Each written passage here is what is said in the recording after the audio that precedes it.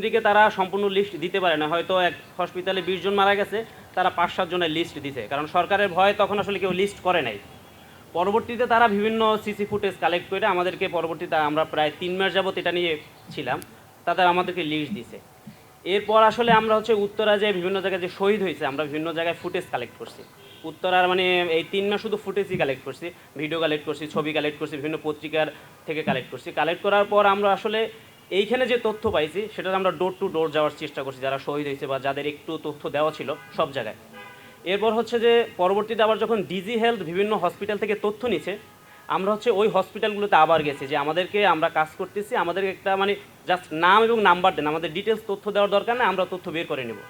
আমরা এরপর ওখান থেকে তথ্য নেওয়ার পর সবার সাথে যোগাযোগ করার চেষ্টা করছি, এবং প্রত্যেকটা ফ্যামিলির সাথে একবার দুইবার না, কয়েকবার, মানে আমরা যে 4-5 জন ছিলাম এক একজন করে যোগাযোগ করছি, কখনো ছবি আনছি, অথবা কখনো তার কোথায় ঠিকানা, উত্তরায় কোথায় ছিল। আবার আমরা অনেক ফ্যামিলিতে গেছি যাদের ওখান থেকে আমরা ডকুমেন্টারি কালেক্ট করছি, তাদের মানে কীভাবে মারা গেছে বা লাশ কীভাবে পাইছে। এই মানে বেসিক যে তথ্যটা যেভাবে আমরা কালেক্ট করছি, এবং বিভিন্ন পত্রিকার যে পত্রিকাতে নিউজ মোটামুটি হয়েছে যে উত্তরাতে এতজন মারা গেছে, এই ফ্যামিলির সাথে বিভিন্ন মিডিয়াও যোগাযোগ করছে, সেখান থেকেও আমরা তথ্য নিয়েছি। ডোর টু ডোর, হসপিটাল, শহীদ ফ্যামিলির সাথে যোগাযোগ, ডিজি হেলথের থেকে তথ্য, হসপিটাল থেকে তথ্য, এভাবেই আমরা আসলে তথ্যটা ভেরিফাই করছি। এর বাইরে আসলে আর এটাই আমাদের তথ্য মানে উপত্য পাওয়ার মূল বিষয়।